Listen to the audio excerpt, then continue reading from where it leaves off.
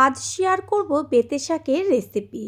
অনেক রকমভাবেই তো বেতে শাক রান্না করে খেয়েছেন, তবে ঠিক এইভাবে বেতে শাকটা একদিনের জন্য হলেও রান্না করে খেয়ে তারপর এসে কমেন্ট করে জানিয়ে যাবেন। আমি গ্যারান্টি দিয়ে বলতে পারি এই শাকের স্বাদ কখনোই মুখের থেকে যাবে না। আর একটা কথা, কিভাবে রান্না করলে শাকের কালার লাস্ট পর্যন্ত একই রকম থাকবে, কোনো রকম চেঞ্জ হবে না, সেটাই আজ শেয়ার করব। নমস্কার বন্ধুরা, শ্বশুর বৌমা রান্নাঘর অ্যান্ড ব্লগ চ্যানেলে সকলকে স্বাগত। তাহলে কি করে রেসিপিটি তৈরি করব সেটাই দেখে নেওয়া যাক। সবার প্রথমে এইখানে আমি এক আটি বেতের শাক নিয়েছি, আর বেতের শাকগুলো দেখা যাচ্ছে একদম গোড়া সমেত। এবার শাকগুলোকে বেছে নেব। শাকের আটিটা বাঁধা ছিল, সেটাকে খুলে ছাড়িয়ে নিলাম। এবার একটা করে শাক নিয়ে তার গোড়ার দিকটা কেটে বাদ দিয়ে দেব। সামনের যে একদম নরম অংশটা থাকে সেটাকে নেব। ঠিক এইভাবেই প্রত্যেকটা শাকের থেকে তার গোড়াগুলোকে বাদ দিয়ে নরম অংশটাকে বা আগার দিকটাকে নিয়ে নেব। শাকে পাতাতে অনেক রকম সাদা ডিমের মতন অংশ থাকে, সেগুলো যদি থেকে থাকে সেই পাতাগুলোকে বেছে বাদ দিয়ে দিতে হয়। সেই কারণে শাক বাছতে কিন্তু একটু সময় লাগে। ঠিক এইভাবে সমস্ত শাকগুলো বেছে কেটে ফিরে আসছি।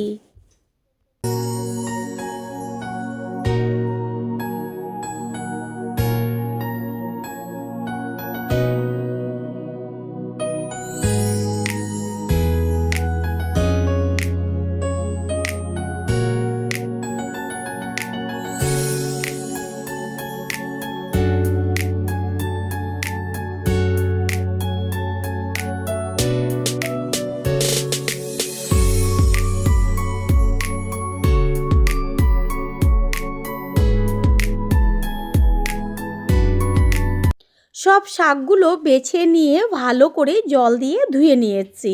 আর শাক সবসময় ছোট ছোট করে কেটে নেওয়ার আগে বাছার পরে গোটা অবস্থাতেই খুব ভালো করে ধুয়ে নেবেন। এতে কি হয়, শাকের ভেতরে যে গুণাগুণগুলো থাকে সেগুলো বেরিয়ে যায় না। এবার শাকটা কেটে নেব। এইখানে শাকগুলো সব কেটে নিয়েছি।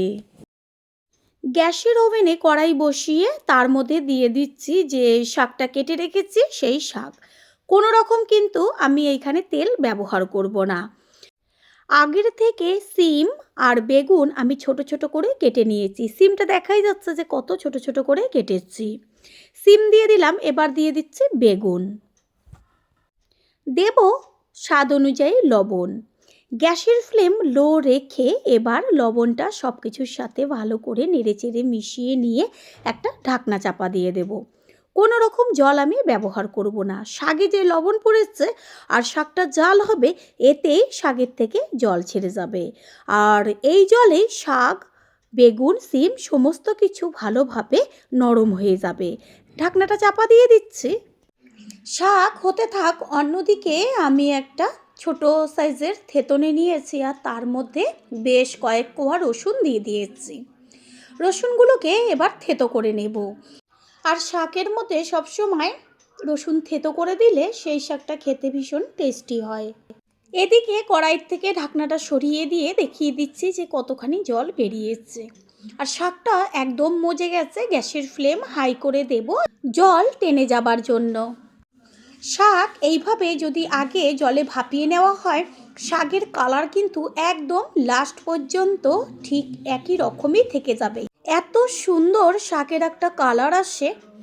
গ্যাসের ওভেনে কড়াইটা বসিয়ে দিয়ে কড়াই গরম করে নিয়ে দিয়ে দেব সর্ষের তেল। আর শাক রান্নার ক্ষেত্রে সর্ষের তেল দিলেই কিন্তু ভীষণ টেস্টি হয়। তেল গরম করে নিয়ে গ্যাসের ফ্লেম লোতে রেখে কিছুটা পরিমাণ বড়ি আমি ভেঙে চুড়ে দিয়ে এবার লাল লাল করে ভেজে নেব। গোটা বড়ি দেওয়ার থেকে শাকের ক্ষেত্রে ভেঙে চুড়ে বড়িটা দিলেই তবে খুব সুন্দর হয়, কারণ সবটাই খুব সুন্দরভাবে লাল লাল করে ভাজা হয়ে যায়। বড়ি ভেজে নেওয়া হয়ে গেছে। এবার তেল ছেঁকে তুলে নিয়ে ওই তেলের মধ্যেই আমি কিছুটা পরিমাণ বাদাম ভেজে নেব। আর এই শাকের মধ্যে বড়ি আর বাদাম দিলে পরে কতটা টেস্টি হতে পারে সে তো বোঝাই যাচ্ছে। বাদামগুলো বেশ লাল লাল করে ভেজে নেব।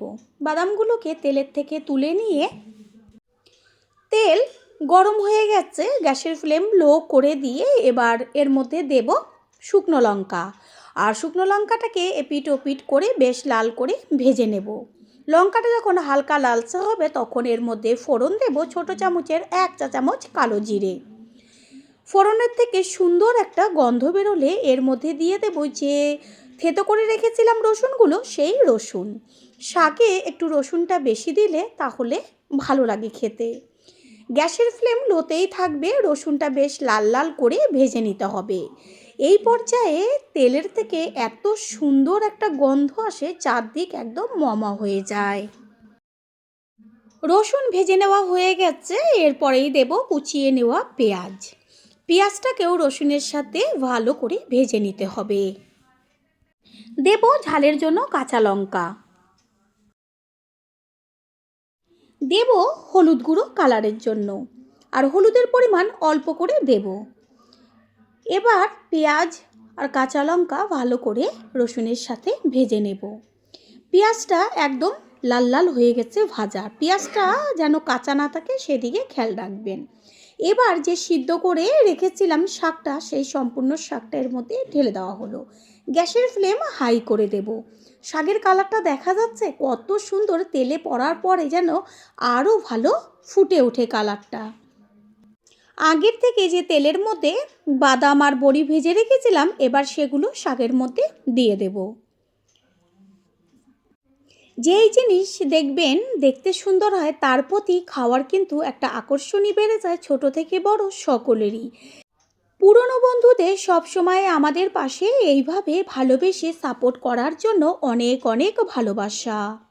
শাক ভাপানোর সময় অল্প করে লবণ দিয়েছিলাম, এখন চেক করে নিলাম লবণটা প্রয়োজন, সেই কারণে দিয়ে দিচ্ছি লবণ। আর দিচ্ছি সমস্ত কিছুর ব্যালেন্সটা ঠিক রাখার জন্য অল্প পরিমাণ চিনি।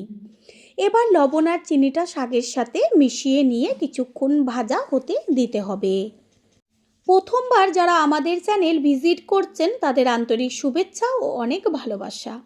আমাদের রেসিপিগুলো যদি ভালো লেগে থাকে সাবস্ক্রাইব করে দেওয়ার অনুরোধ রইল, ও পাশে থাকা বেল আইকনে ক্লিক করলে পরবর্তী ভিডিওগুলো সবার আগে আপনাদের কাছে পৌঁছে যাবে।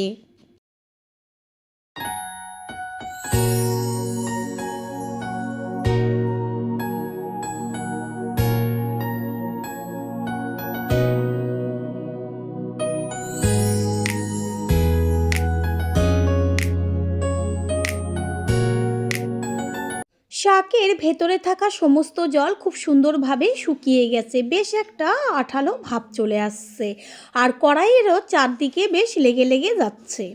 এই পর্যায়ে কড়াই থেকে যে চারদিকে লেগে যাওয়াটা সেটা খুন্তি দিয়ে তুলে দিতে হবে। এই যে চারদিকে লেগে যাওয়াটা, এটাতে কিন্তু শাকটা আরও টেস্টি হয়। চারদিক থেকে ঠিক এইভাবে কাচিয়ে নেব। শাক একদম কমপ্লিট হয়ে গেছে, গ্যাস অফ করে দেব। যেমন কালার তেমন টেস্ট তেমন গন্ধ, তিনটেই সম পরিমাণে। এবার একটা পাত্রে তুলে নেব। তৈরি হয়ে গেল আজকের রেসিপি।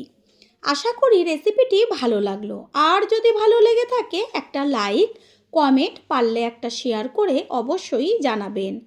আপনাদের দেওয়া একটা লাইক ও লাইকের পাশে থাকা হাইপ আর একটা শেয়ার আমাদের কাছে অনেক অনেক গুরুত্বপূর্ণ। All friend, thanks for watching my video. আপনারা সকলে ভালো থাকবেন, সুস্থ থাকবেন। আবারও দেখা হবে অন্য কোনো রেসিপির এপিসোডে।